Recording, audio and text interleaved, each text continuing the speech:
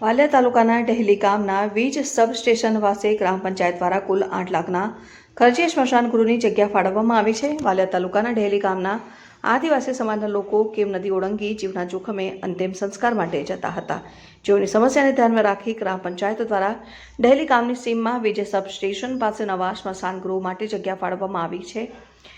જે સ્થળે ગુજરાત પેટર્ન યોજના હેઠળ 5 લાખના ખર્ચે સ્મશાન ગૃહ અને એટીવીટીમાંથી વધુ 3 લાખ મળી કુલ 8 લાખના ખર્ચે ફેન્સિંગ સાથેનું નવું સ્મશાન ગૃહ બનાવવામાં આવશે, જે માટે વર્ક ઓર્ડર પણ આપી દેવામાં આવ્યો છે। અલ્પેશ વસાવા, જિલ્લા પંચાયત સદસ્ય। ઘણા વર્ષોથી આ પુલની સમસ્યા વાલિયાથી વાડી જોડતા રસ્તા પર હતી। અગાઉ સૈદ્ધાંતિક મંજૂરી આ કીમ નદી પર આવેલા પુલની મળેલ હતી, પરંતુ આ વિસ્તારના ભારતીય જનતા પાર્ટીના ઘણા એવા આગેવાનોની માંગણી અને લાગણી એવી હતી કે ધારાસભ્યને રજૂઆત કરી કે ભાઈ વાલિયાથી વાડી સુધીના રસ્તા ઉપર ટોટલ 4 પુલ આવે છે। એમાં એક કીમ નદી પર આ ડેલી પાસે, ટોકડી નદી પર જબુગામ અને બરફડિયા વચ્ચે, રાજપરા ખરેડી નદી પર અને ભાગા નદી પર રાજપરા, એમ કુલ 4 બ્રિજ આવતા હોય।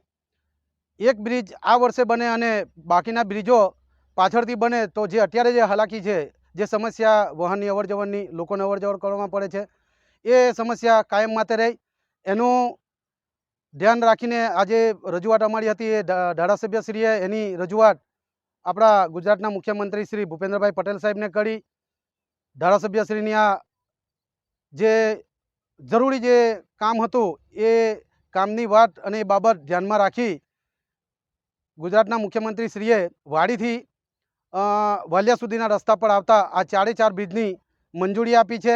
એનો અમારી પાસે આ વહીવટી મંજૂરી પણ છે અને આ જે બ્રિજો છે એ 4 બ્રિજો એકી સાથે એનું ટેન્ડરિંગ પણ થઈ ગયેલું છે અને એકી સાથે એનું કામ પૂર્ણ પણ થશે અને શરૂ થશે અને પૂર્ણ પણ થશે।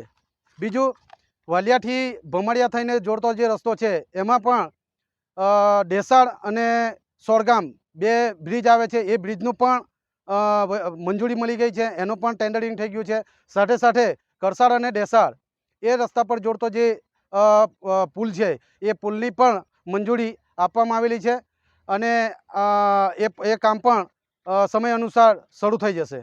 સીતાબેન વસાવા, તાલુકા પંચાયત વાલિયા, 2024-25 ડહેલી ગામ પંચાયત ગુજરાત પેટર્ન યોજનામાં 5 લાખનું સ્મશાન ગૃહ મંજૂર થયેલ છે અને 15% વિવેકાધીન યોજનામાં 2025-26 કમ્પાઉન્ડ વોલ 3 લાખનું મંજૂર થયેલ છે।